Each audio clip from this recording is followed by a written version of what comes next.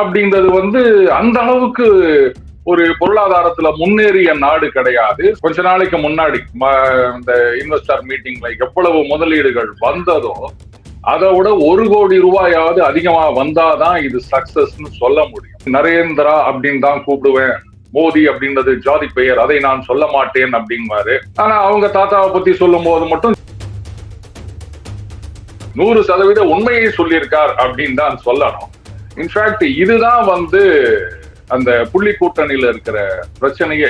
மாநில தேர்தல்ல அட்லீஸ்ட் ஒரு 2-3 காங்கிரஸ் ஜெயிச்சிருந்ததுன்னா தெம்பா கேட்கலாம், எங்களுக்கு இவ்வளவு கொடுங்க அப்படின்னு சொல்லி. யார் அவருக்கு தப்பா சொல்லி கொடுக்குறாங்கன்னு தெரியல. பக்கத்துல இருக்கிறது கூடவே ரொம்ப நேரம் ஜெயராம் ரமேஷ் அவர்கள் தான் திருவள்ளுவருக்கு காவி சாயம் பூச பாக்குறாங்க. அது மாதிரி திருவள்ளுவரும் சிக்க மாட்டார், நானும் சிக்க மாட்டேன் அப்படின்னு அவரு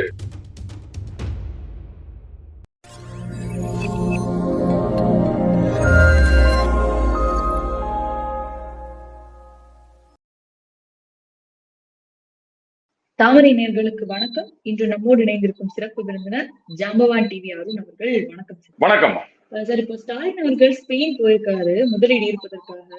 நிறைய பேர் என்ன சொன்னாங்கன்னா அதுக்கு பல விதமான கருத்துக்களோட ஹெல்த் இஷ்யூ அந்த மாதிரி சொல்லியிருந்தாங்க. இப்போ அந்த மாதிரி ஒரு நபர் அவரோட எக்ஸ் தளத்துல ஸ்டாலின் அவர்கள் ஸ்பெயின் செல்வது முதலீட்டுக்காக அல்ல, அவர் உடல்நிலை சரியில்லாததுனால போறாரு அப்படின்னு சொன்னதுக்காக அந்த நபரை அரெஸ்ட் பண்ணியிருக்காங்க.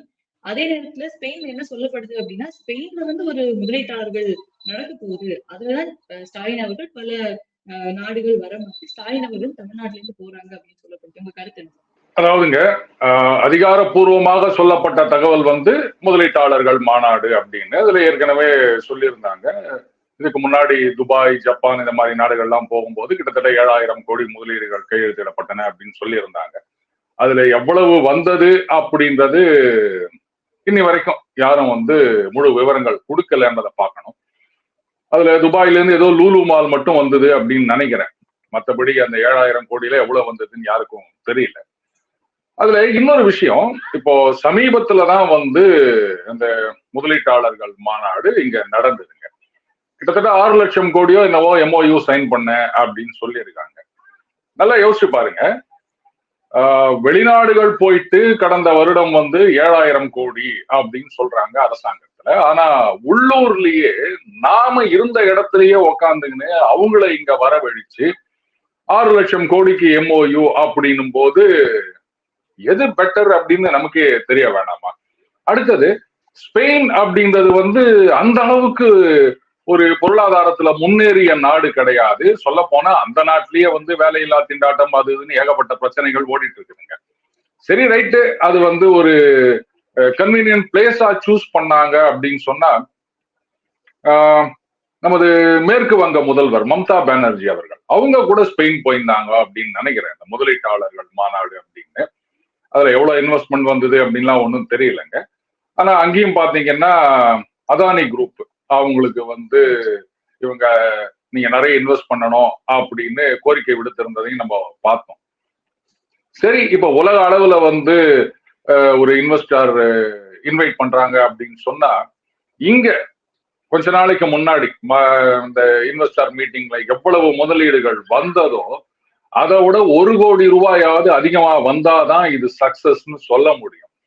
இல்லைன்னா அதை பத்தி ஒன்னும் சொல்றதுக்கு இல்லை.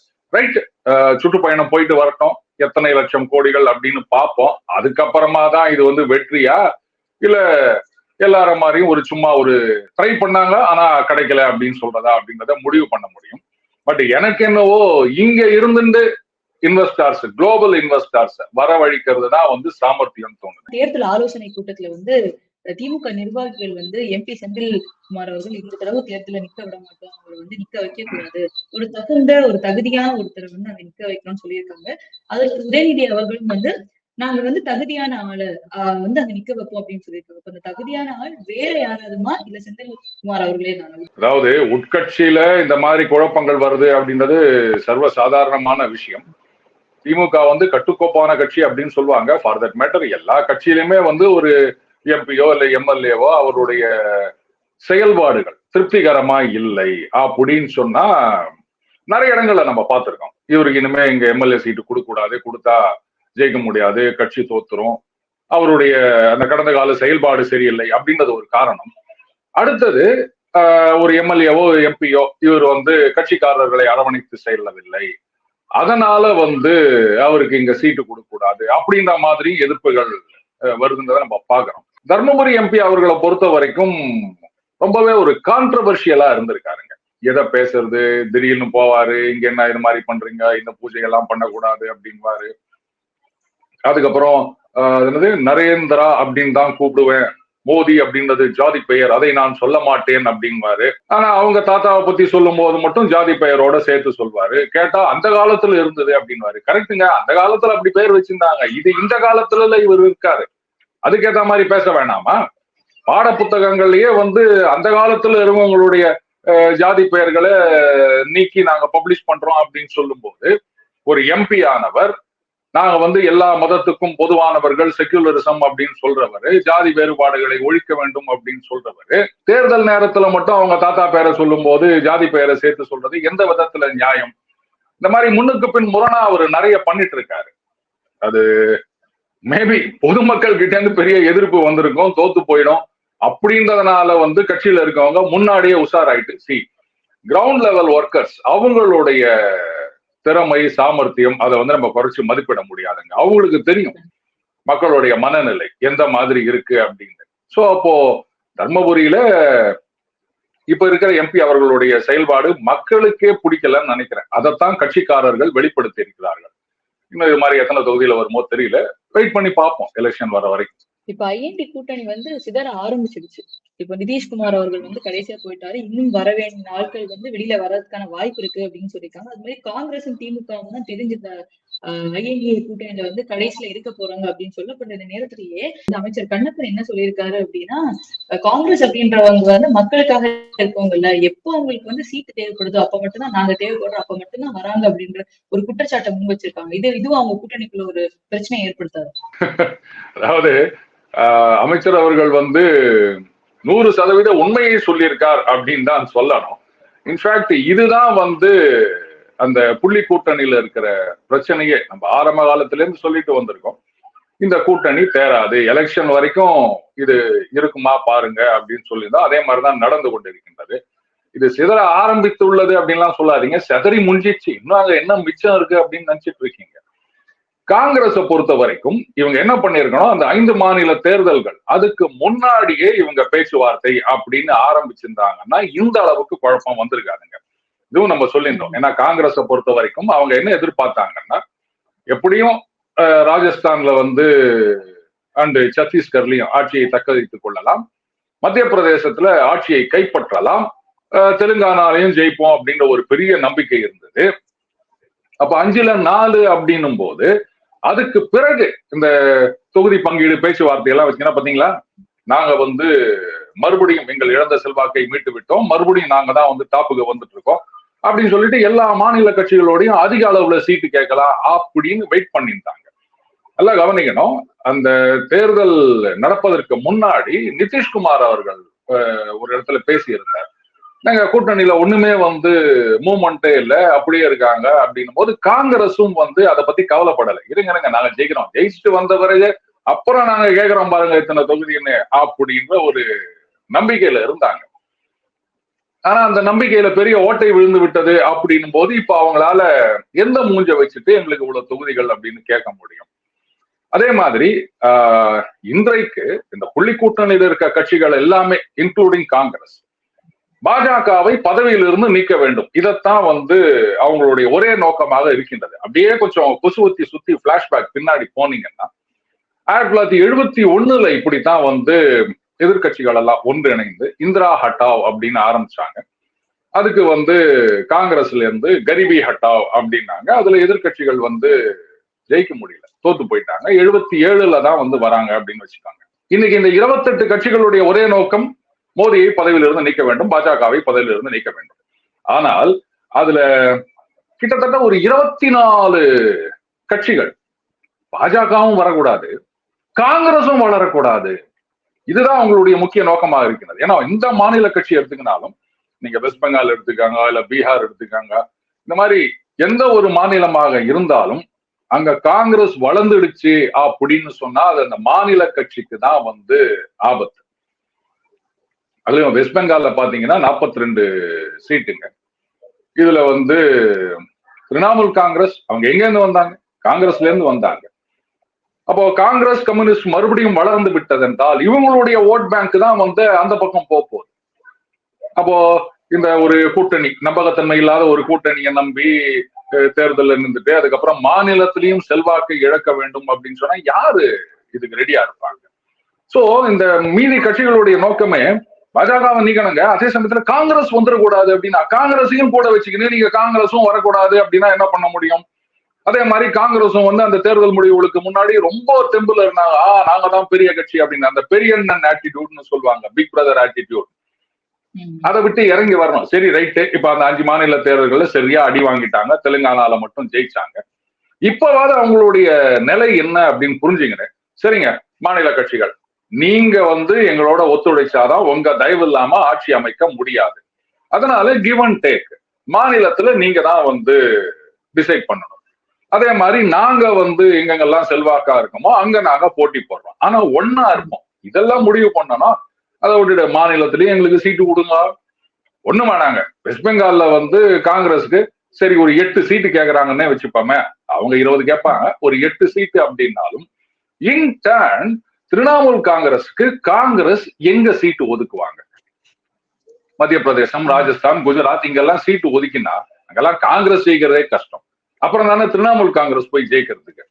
அப்போ இவங்களுக்கு வந்து மாநில கட்சிகள் சீட்டு கொடுக்கணும், ஓட்டையும் டிரான்ஸ்பர் பண்ணணும், ஜெயிக்க வைக்கணும். ஆனா காங்கிரஸால மத்த மாநில கட்சிகளுக்கு எந்த பிரயோஜனமும் இல்லை, எக்ஸப்ட் மேபி டிஎம்கேன்னு வச்சுக்கோங்களேன். அப்போ இந்த கூட்டணி எப்படி ஒத்து வரும்னு நினைச்சிட்டு இருக்கீங்க நீங்க? இந்த கிராமத்துல ஒரு பழமொழி சொல்லுவாங்க பாருங்க, என்னது, நீ உமி கொண்டு வா, நான் அரிசி கொண்டு வரேன், ரெண்டுத்தையும் கலந்து ஊதி ஊதி சாப்பிடலாம் அப்படின்னு. அந்த மாதிரிதான் இன்னைக்கு காங்கிரஸ் வந்து மத்த மாநில கட்சிகள் கிட்ட எதிர்பார்க்கின்றது.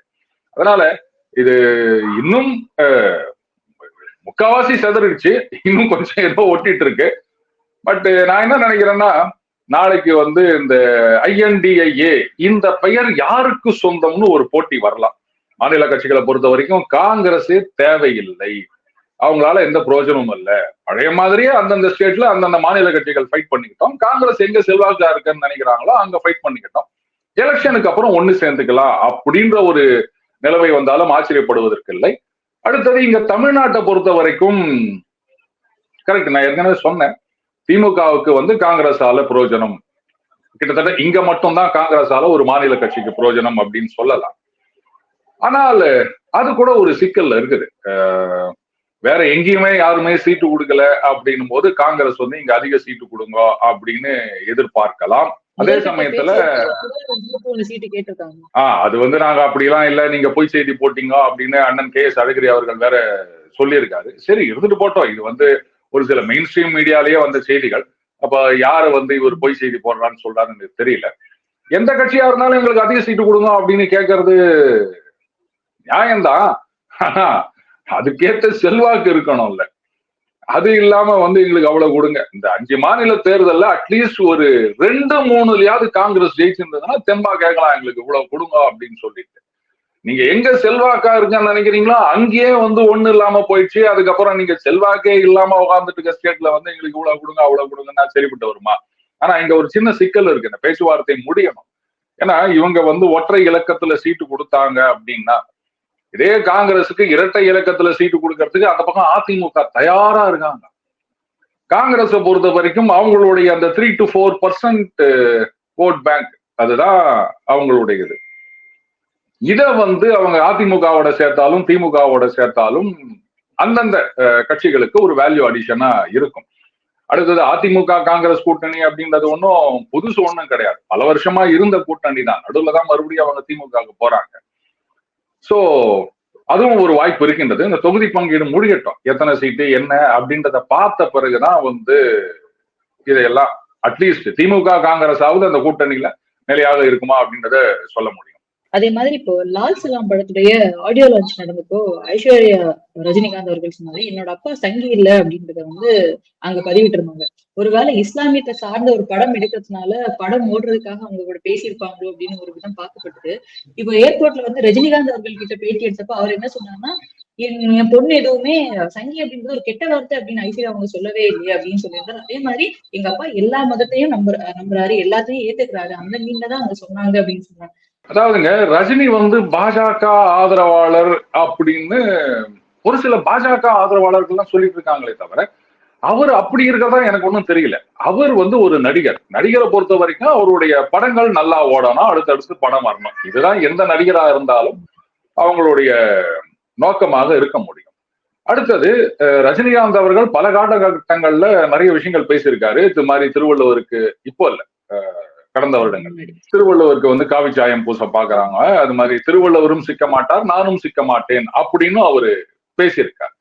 இருந்தாலும் ரைட்டு, அவர் ஏதோ ஆன்மீகம் அப்படி இப்படின்னு சொல்லிட்டு இருக்காரு.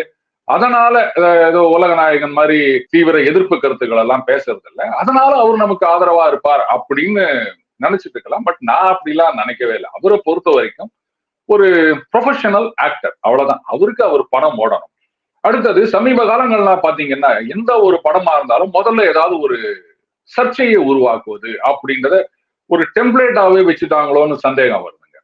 படம் ஓடணும் அப்படின்னு சொன்னா கதை நல்லா இருக்கணும், நடிப்பு இருக்கணும், மற்ற அம்சங்கள் இருக்கணும். ஒரு ஃபேமிலி ஆடியன்ஸ் ஒரு காலகட்டத்துல பாத்தீங்கன்னா இப்படித்தான் வந்து படங்கள்லாம் எடுக்கப்பட்டது. ஆனா இன்னைக்கு என்ன நினைக்கிறாங்க, அந்த நடிகருடைய இமேஜ் இது ரொம்ப முக்கியம் அப்படின்னு நினைக்கிறாங்க. சமீபத்துல கூட ஒரு படத்துல ஒரு நடிகருடைய படம் வந்து சரியா போல அப்படின்னும் போது பொதுவெளியில ஒரு சர்ச்சை வந்தது. அதனால என்னங்க இது, படம் நல்லா இருந்தா பார்க்க போறாங்க, மற்றபடி தனிப்பட்ட வாழ்க்கையில அவர் எப்படி இருக்காரு அப்படின்றதெல்லாம் நமக்கு தேவையா? சொல்ல போனா எம்ஜிஆர் அவர்கள் இருந்த காலகட்டத்துல நம்பியார் தான் பெரும்பாலான படங்கள்ல வில்லன் வருவாருங்க. மக்கள் என்ன நினைச்சிட்டு இருந்தாங்க, ஐயோ நம்பியார் ரொம்ப மோசமானவன், இப்படியே தான் வந்து நிஜத்திலையும் ஒரு இம்ப்ரெஷன் இருந்தது. சரி, அப்ப நம்பியார் வந்து ரொம்ப கெட்டவர் அப்படின்னா, நம்பியார் இந்த படத்துல வராரு, நாங்க பார்க்க மாட்டோம் அப்படின்னு மக்கள் சொன்னாங்களா? அந்த மாதிரிதான். ஆனா இன்னைக்கு வந்து அந்த கதை, நடிப்பு, இந்த விஷயங்கள் எல்லாம் ஒதுக்கிட்டு ஒரு நடிகருடைய தனிப்பட்ட இமேஜ், அவர் அவ்வளவு செய்யறார், இவ்வளவு செய்யறார், அவர் நல்லவர், இப்படின்லாம் ஒண்ணு பண்றது. அதுக்கப்புறம் படத்துக்கு படம் ஏதாவது ஒரு கான்ட்ரவர்சியை கிரியேட் பண்றது, அதை ஒரு பேசு பொருள் ஆக்க வேண்டும் அப்படின்றது. ஃபார் அண்ட் அகைன்ஸ்ட்னு ரெண்டு பேர் வந்து சோசியல் மீடியால சர்ச்சை, சண்டை போட்டுட்டு இருக்க வேண்டியது. இப்படிலாம் பண்ணி படத்தை ஓட்டணும் அப்படின்னு நினைச்சா கூடிய சீக்கிரமே வந்து திரையுலகத்தை இழுத்து மூடிட்டு ஹாலிவுட் படம், அதுக்கப்புறம் மற்ற ஸ்டேட் படத்தை டப் பண்ணி ரிலீஸ் பண்ண வேண்டியதா அப்படின்னு நினைக்கிறேன். இது வந்து திரையுலகத்தை பொறுத்த வரைக்கும் ஒரு ஆரோக்கியமான போக்கு கிடையாது. ஐஎன்டி கூட்டணி நொறுங்கிட்டு இருக்க இந்த டைம்ல பிஜேபியோட ஸ்ட்ரென்த் ஒரு பக்கம் கூட்டிட்டே இருக்கு. சோ அதை வந்து உடைக்கிற மாதிரி திமுக சைட்ல வந்து பிஜேபியோடைய லைக் அவங்க பண்ணாம விட்ட விஷயங்கள் இல்ல அவங்க கிட்ட இருக்க ஃபெயிலியர்ஸை வந்து சொல்லிட்டு வராங்க. அதுல முக்கியமான ஒரு விஷயம் எய்ம்ஸ் செங்கல்ல தூக்கிட்டு தான் உதயநிதி அவர்கள் நான் எலெக்ஷன்ல ஜெயிச்சேன் அப்படின்ற ஒரு பேச்சு சொல்லியிருந்தாரு. அதே மாதிரி இப்போ திரும்பவும் அந்த எய்ம்ஸை பத்தி முரசொலி பத்திரிகையில வந்து இது பண்ணியிருக்காங்க, கோட் பண்றாங்க. அதாவது 2019 அடிக்கல் நாட்டப்பட்டு இன்னைக்கு கூட ஒரு செங்கல் கூட எடுத்து வைக்கப்படல அப்படின்னு. அதே நேரத்துல ஹிமாச்சல் பிரதேஷ்ல இருக்க எய்ம்ஸ் மருத்துவமனை கட்டப்பட்டிருக்கு. ஏன் தமிழ்நாட்டுல மட்டும் இந்த நிலை? மோடி வந்து தமிழகத்தை வந்து வஞ்சிக்கிறார் அப்படின்னு சொல்றாங்க. எய்ம்ஸ் வரல, எய்ம்ஸ் திறக்கல அப்படின்னா தமிழ்நாட்டுல இருக்கவங்களுக்கு எல்லாம் வந்து மருத்துவமே கிடைக்க போறது இல்லையா? எய்ம்ஸ் வந்தாதான் நாளைக்கு நமக்கு ட்ரீட்மெண்டா? அது வரைக்கும் சும்மா இருக்க போறோமா? கடந்த வருடம் போக போக கோட்டட் அமௌண்டும் அதிகரிச்சுட்டே இருக்குது இல்லையா? இப்போ கடனும் வாங்கியிருக்காங்க ஜப்பான் கிட்ட இருந்து, அதுவும் ஒரு சோர்ஸ் இல்லையா? இதுக்கு வந்து ஏற்கனவே தெளிவா விளக்கம் கொடுத்துட்டாங்க. இது வந்து ஜப்பான் நிதியுதவியுடன் வந்து துவங்கப்படுகின்றது. அங்க வந்து அந்த கொரோனா காலகட்டத்துல சில சிக்கல் இருந்தது, அதனால டிலே ஆச்சு. இப்ப வந்து வேலைகள் நடந்து கொண்டிருக்கின்றன அப்படின்னு சொல்லியிருக்காங்க. என்னுடைய கேள்வி, எய்ம்ஸை தவிர இங்க வைத்தியம் பண்ணிக்கிறதுக்கு வேற ஒண்ணுமே கிடையாதா? மெடிக்கல் டூரிசம் இதுல தமிழ்நாடு தான் வந்து முதல் இடத்துல இருக்கு அப்படின்னு நம்ம சொல்லிட்டு இருக்கோம். எய்ம்ஸ் இல்லாம தானே இது நடந்து நிக்குது. இல்ல எய்ம்ஸ் வந்தா மட்டும்தான் வந்து மக்களுக்கு வந்து உயர்ந்த சிகிச்சை கிடைக்கும் அப்படின்னு ஏதாவது இருக்கா? அப்ப நான் தமிழக அரசு மருத்துவமனைகள், நம்ம ஓமந்தூரார் ஸ்பெஷாலிட்டி ஹாஸ்பிட்டல், அதெல்லாம் என்ன? இதெல்லாம் வந்து ஒரு தேவையில்லாத ஆர்குமெண்ட்டுங்க. அப்படி பாத்தீங்கன்னா கடந்த வருடத்துல வந்து எத்தனை மெடிக்கல் காலேஜ் திறந்து வச்சிருக்காரு மோடி அவர்கள்? காணொலி காட்சி மூலமா திறந்து வச்சார்ல. அதுவும் மெடிக்கல் காலேஜ், அங்கேயும் ட்ரீட்மெண்ட் தான் கொடுக்க போறாங்க, அங்கேயும் டாக்டர்கள் தான் வந்து படிச்சு வெளில வர போறாங்க. அப்ப நீங்களே சொல்றீங்க எய்ம்ஸ் மத்திய அரசு நிறுவனம் அப்படின்னா அது வந்து ரொம்ப வசதி, மாநில அரசு நிறுவனங்கள் மருத்துவமனைகள் அப்படின்னா கொஞ்சம் கிரேடு கம்மி அப்படின்றீங்களா நீங்க? ஏன் எய்ம்ஸே முடிச்சிட்டு இருக்கீங்க? ஒரு எய்ம்ஸ் இல்லாட்டா எத்தனை மெடிக்கல் காலேஜஸ் வந்திருக்கு? மோடி அவர்கள் கொடுத்த வாக்கு வந்து நிறைவேற்றலன்னு அவங்களோட விஷயம். ரைட்டுங்க, எத்தனை மெடிக்கல் காலேஜ் திறந்து வச்சாரு? அதுக்கு என்ன சொல்ல போறீங்க நீங்க? அதெல்லாம் உங்களுக்கு வந்து வைத்தியம் பாத்துக்கிற மாதிரி தெரியலையா? அங்கெல்லாம் டாக்டர் வர மாதிரி தெரியலையா உங்களுக்கு? எய்ம்ஸ் மட்டும் தான் வேணுமா உங்களுக்கு? அதுதான் சொல்லியிருக்காங்கல்ல. இப்ப மறுபடியும் வந்து அந்த ப்ராசஸ் எல்லாம் ஸ்பீட் அப் பண்ணிருக்காங்க. அந்த எய்ம்ஸ் ஒண்ணு மட்டும் தான் முடிச்சிருக்கீங்களே தவிர அதுக்கு பிறகு அதுக்கு முன்னாடி வந்த விஷயங்கள் எல்லாம் யாரும் பேச மாட்டேங்கிறீங்களே. ராகுல் காந்தியோடைய நியாய யாத்திரை நடந்துட்டு இருக்கு. இதுல திரும்பவும் அசாம்ல வந்து அவர் மேல ஒரு கேஸ் போடப்பட்டிருக்கு. அவர் வந்து அங்க இருக்க நிர்வாகிகள் கிட்டையும் அங்க இருக்க போலீசார் கிட்டையும் அத்துமீறி நடந்ததாகவும் அங்க வந்து ஒரு சண்டை நடந்ததா சொல்லி அவர் மேல கேஸ் போடப்பட்டிருக்கு. அதுக்கு என்ன சொல்றாங்க அப்படின்னா, அசாமுடைய சிஎம் வந்து பிஜேபி பர்சனா இருக்கனால வேணும்ட்டே இந்த தேர்தல் நேரத்துல அவர் மேல ஒரு அவப்பேர் வர்றதுக்காக ராகுல் காந்தி மேல பொய்யான கேஸ் போடப்பட்டிருக்கு அப்படின்னு சொல்றாங்க. ஆமாங்க, எதை கேட்டாலும் ஒரு பொய் கேஸ் தான் சொல்லுவாரு. நேஷனல் ஹெரால்ட்ல ஆரம்பிச்சு எல்லாத்தையும் பொய் கேஸ் தான் சொல்லுவாங்க. சரி, அப்ப வெஸ்ட் பெங்கால்ல வந்து இங்க எக்ஸாம் நடக்குது, அதனால இங்க பர்மிஷன் கிடையாது, அந்த பக்கம் போக கூடாது, இந்த பக்கம் போக கூடாதுன்னு சொல்றாங்களா? இதுக்கு என்ன சொல்ல போறாங்க? நான் ஒரு சிஎம், எங்களுக்கு ஒரு இன்ஃபர்மேஷன் கூட இல்ல, நான் ஒரு கூட்டணி கட்சி, எங்களுக்கு தகவலே சொல்லல. அதே மாதிரி ராகுல் காந்தி அவர்கள் போற வழியில எல்லாம் பாத்தீங்கன்னா இங்க வந்து தீதி இஸ் எனஃப் ஃபார் பெங்கால் அப்படின்னு போர்டு வச்சுட்டு நிக்கிறாங்க. அதுக்கு என்ன சொல்ல போறாங்க? கூட்டணி கட்சி. அப்புறம் நீங்க வந்து அசாம் சிஎம் மேல பழி போட்டு நிக்கிறீங்க. ஏதாவது ஒரு சீன் கிரியேட் பண்ணணும்னு நினைச்சிட்டு இருக்காருங்க அவரு. இப்படி எல்லாம் பண்ணா வந்து அரசியல்ல செல்வாக்கை பெற முடியும், வந்து கட்சியை ஜெயிக்க வைக்க முடியும் அப்படின்னு யார் அவருக்கு தப்பு தப்பா சொல்லி கொடுக்குறாங்கன்னு தெரியல. பக்கத்துல இருக்கிறது கூடவே ரொம்ப நேரம் ஜெயராம் ரமேஷ் அவர்கள் தான். அவர் இந்த மாதிரி ஏதாவது ஐடியா கொடுக்குறாருன்னு தெரியல. போற இடத்துல எல்லாம் ஏதாவது இந்த மாதிரி ஒண்ணு பண்ணிட்டு இருக்காருங்க. ஏன் வெஸ்ட் பெங்கால போய் இப்ப பண்ண வேண்டியதானே? அவங்க கேக்குறாங்களா, எப்படி எங்க கிட்ட சொல்லாம வந்தீங்க, கூட்டணி கட்சி இன்ஃபர்மேஷனே கொடுக்கல அப்படின்னு சொல்றாங்க. அப்ப அவங்களுக்கு பதில் சொல்ல வேண்டியதானே? என்ன பதில் சொல்றாரு அவர் வந்து வெஸ்ட் பெங்காலுக்கு என்ட்ரி பண்றதுக்கு 2 நாள் முன்னாடி தான் அவங்க வந்து கூட்டணியில இருக்கும், ஆனா வந்து எலெக்ஷன்ல நாங்க பிரிஞ்சுதான் இது பண்ணோம் அப்படின்னு சொல்லியிருக்காங்க. ஒருவேளை அந்த சோகத்தினால ராகுல் காந்தி சொல்லாம போயிருக்காங்க. என்னத்த சொல்லாம போறது? அவங்களுக்கு பதில் சொல்ல இவருக்கு முடியல, பதில் சொல்ல தெரியல, அவ்வளவுதான். வேற என்ன? எந்த கேள்விக்கு அவருக்கு பதில் சொல்ல தெரிஞ்சிருக்குது? அவர் பேசதான் தெரியுமே தவிர கேள்வி கேட்டா கொஞ்சம் கஷ்டம் தான். பக்கத்துல ஜெயராம் ரமேஷ் அவர்கள் உட்கார்ந்தீங்கன்னு நீங்க அந்த கூட்டத்துல அந்த இடத்துல இந்த கேள்விக்கு இப்படி கருத்து சொன்னீங்க மாத்தம் இல்ல, ஒரு லைவ் இன்டர்வியூல எனக்கு நான் அந்த அன்னைக்கு என்ன பேசினேன், இந்த இடத்துல என்ன சொன்னேன், என்னுடைய கருத்து என்ன அப்படின்னு சொல்றதுக்கு பக்கத்துல ஒரு ஆள் வேணுமா? இப்படி ஒருத்தரை வச்சுக்கின்னு இவங்க வந்து நான் இந்தியாவை மீட்டெடுக்க போகிறோம் அப்படி இப்படின்னு பேசிட்டு இருக்காரு. இதுல வந்து சர்வாதிகாரமாகி கொண்டு வருகின்றது அப்படின்னு மோதியை பத்தி சொல்றாரு. அப்ப வெஸ்ட் பெங்கால்ல நடக்கிறதுக்கு என்ன சொல்லுவாங்க? இது வரைக்கும் பாஜக ஆளும் மாநிலங்கள் கூட இவ்வளவு பிரச்சனை வந்தது கிடையாது. கூட்டணி கட்சியில இவ்வளவு தகராறு வந்து நிக்குது. நீங்க எப்படி எங்க கிட்ட சொல்லாம வந்தீங்க அப்படின்னு. அப்ப இதுக்கு பேர் என்னவா? நீங்க வந்து மம்தா பானர்ஜி அவர்கள் மட்டும்தான் வெஸ்ட் பெங்கால்ல அப்படின்னு சொன்னா அப்ப அதுக்கு பேர் சர்வாதிகாரம் இல்லாம வேற என்னவா? கூட்டணி கட்சிகள் இங்க இடமே இல்லை அப்படின்னு சொல்றாங்கல்ல.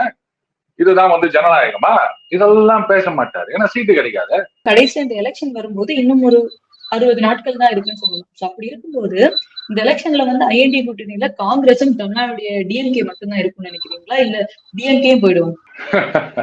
அதாவது மாயாவதி அவர்கள் இந்த கூட்டணியில இருந்து வெளில போல அவங்கள வந்து கூட்டணியில சேர்த்துக்கலாமா இல்லையா அப்படின்றதுலயே ஒரு பெரிய சிக்கல். அவரு அகிலேஷ் யாதவ் வந்து அவங்கள சேர்த்துக்க கூடாது அப்படின்னு. காங்கிரஸை பொறுத்த வரைக்கும் அவங்களையும் கூட சேர்த்துக்கினா அந்த கூட்டணியில தொகுதி பேச்சுவார்த்தையில நம்ம இன்னும் கொஞ்சம் ஸ்ட்ராங்கா பார்கெயின் பண்ணலாம் அப்படின்றது அவங்களுடைய பிளான். பட் மாயாவதி அவர்கள் சரி அவங்க வந்து பெரும்பாலும் கூட்டணி அப்படின்றதுக்கு வரதே கிடையாதுங்க. போன தேர்தல்ல வந்து எஸ்பியோட கூட்டணி வச்சாங்க.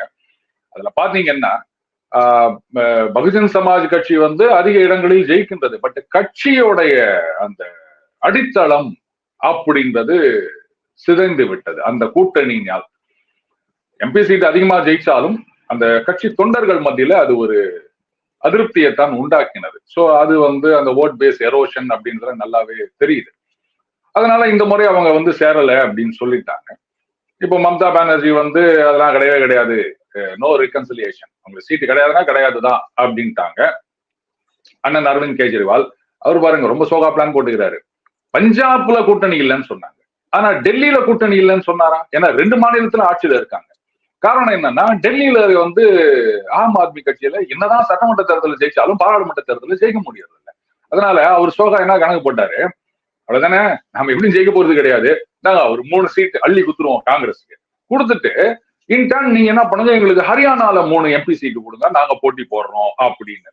ஏன்னா அங்க இருந்தா ஒருவேளை ஜெயிப்பதற்கு வாய்ப்பு இருக்கு அப்படின்றதுனால இந்த காங்கிரஸ் பார்த்தாங்க. அவங்க முடியாது அப்படின்னு சொன்ன உடனே இப்ப ஹரியானா சட்டமன்ற தேர்தல் வேற வரப்போகுதுங்க, அதுல நாங்க எல்லா இடத்துலயும் நிப்போம் அப்படின்றாங்க. பாராளுமன்ற தேர்தலையும் எல்லா இடத்துலயும் நிக்க போறாங்க.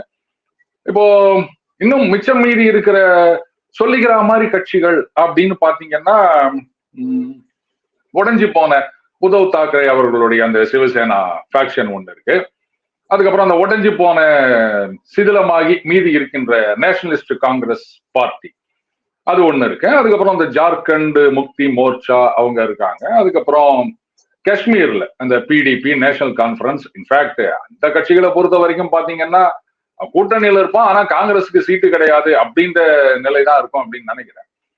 அப்போ சொல்லிக்கிற மாதிரி இருக்கிறது திமுக மட்டும்தான். நீங்க கேட்டீங்க திமுக காங்கிரஸ் மட்டும்தான் இருக்குமா அப்படின்னு. இல்ல, இந்த தொகுதி பங்கீடெல்லாம் முடியட்டும், அப்புறம் தான் சொல்ல முடியும், இப்பவே சொல்ல முடியாது. சார், எங்களோட இணைந்து பல்வேறு கருத்துக்களை பகிர்ந்ததுக்கு ரொம்ப நன்றி சார்.